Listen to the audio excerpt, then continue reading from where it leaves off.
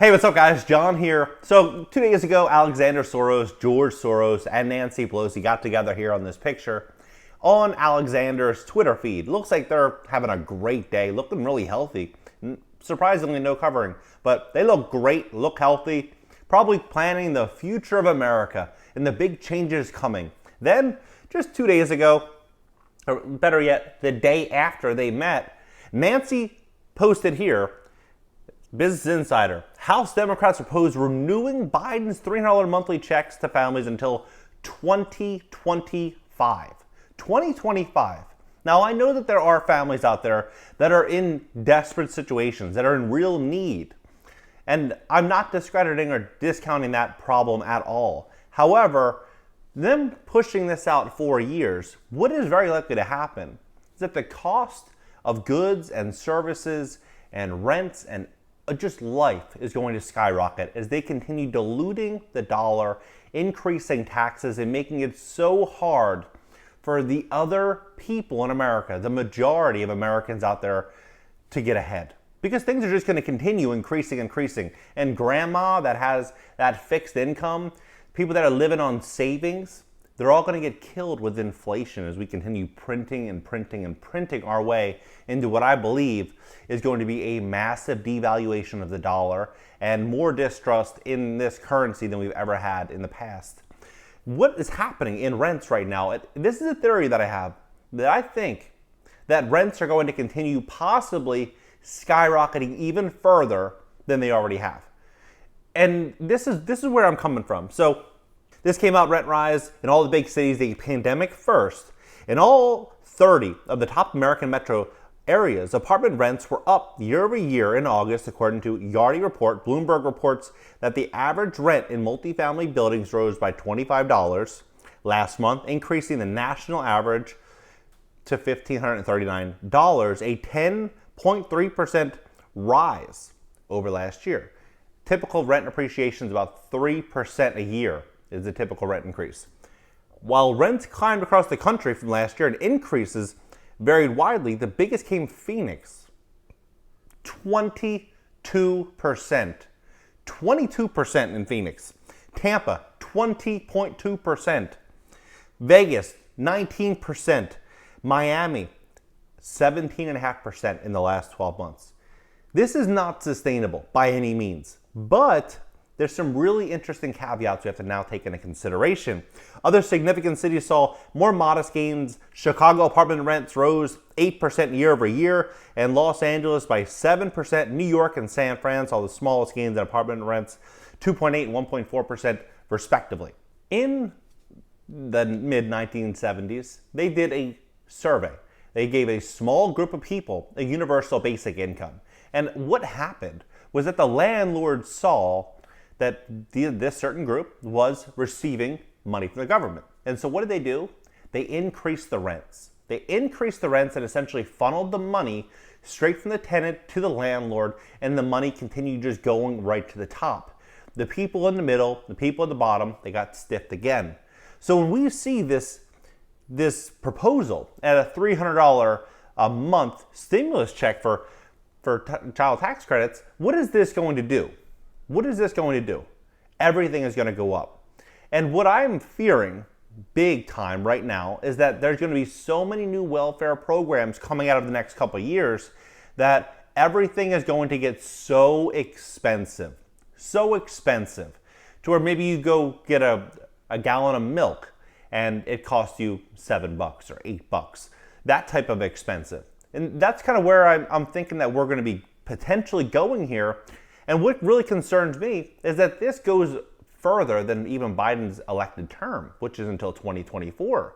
So it makes me wonder, what is the world going to look like in 3 years in America? And then the other interesting way that we can look at this is what happens if this gets pulled out or canceled, or if more restrictions and regulations come to small business. I mean, we have 30,500,000 small businesses in America that essentially support the entire country and support all these rents. What happens if there's more restrictions, more problems, possibly distribution issues like we've been seeing globally?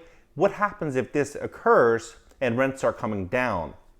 The people that are buying real estate now and buying them over really have purchased and acquired multifamily assets over the last 5 years, if we start to see rents start to fall, landlords will most likely not be able to maintain the current debt service that they have.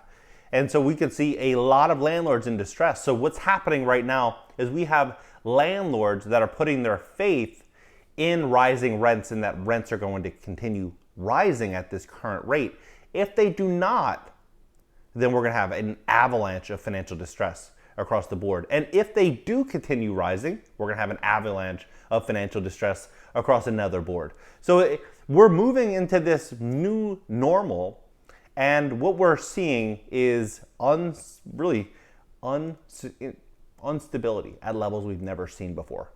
And it's going to be fascinating because it's all packaged up and delivered to the American people as a gift that we're here to help you. We're here to give this to you because you need this for your children. But meanwhile, the children that receive these small benefits up front are going to have a harder life down the road than ever before, because it's just going to be that much harder to make it, that much harder to get a good job, that much harder to thrive and succeed in America. But here's what she's doing. Here's what she wants to move forward on.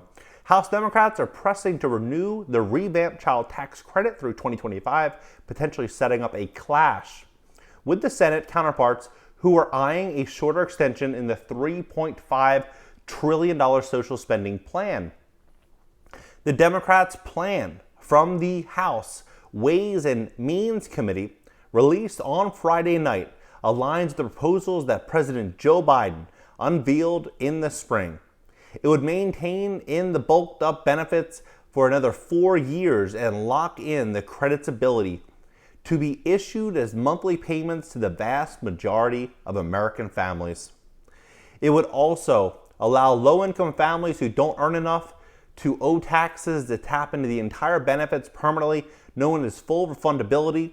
Other parts of the bill include low-income housing tax credits and expansion on Medicaid coverage and prescription drugs reform, authorizing the federal government to negotiate lower prices for seniors. Taken together, these proposals expand opportunity for the American people and support our efforts to build a healthier, more prosperous future for the country. That's one way of putting it. The child tax credit currently provides up to $300 per month per child age 5 and under, or $3,600 annually for children between age 6 and 17. Families can receive $250 each month, or $3,000 yearly. In March, the Democratic stimulus law turned the credit into a 1-year monthly cash benefit, boosting its amount from $2,000. Individuals earning $75,000 and below are eligible for full payments, along with couples making $150,000 and under. So you're getting benefited to not make more money. That's kind of like how the welfare system is set up now, is that a lot of people, they may have the ability to make more money. However, if they do make more money and it gets reported that they're making this money, then they could lose some of their benefits. So what they generally like to do is not report more money that they're bringing in, because they could lose their Section 8, they could lose their vouchers, they could lose their food stamps, they could lose the benefits. So it keeps them dependent. That's the general theory. But here's how much the benefits phases out entirely for singles making $200,000. That's an attorney's salary. So if you're making $185,000, you're still getting free benefits. And couples at $400,000, those thresholds are unchanged in the House Democratic plan. So they're building out this welfare society. And it's interesting because I would follow a lot of these billionaires and look at what they're doing. When Sam Zell, Equity Residential, one of the biggest landlords in America, he said that America is turning into a welfare society and he's buying gold and he's changing his investing strategy. Sure, he's still buying real estate. Sure, he's still investing well. Great. But he's looking at things differently. And I think that's very important for a lot of people to do now, is just to consider alternatives that could come down the road for all of us. It seems as though these alternatives could very well be a reality for us. And I think that now is the time to take ambitious action and make very smart investments and be very calculated and make as much money as you possibly can. study taxes, look at what Biden's doing, because he is going to be raising taxes. He does have a new plan to fund this $3.5 trillion infrastructure bill, and just plan ahead.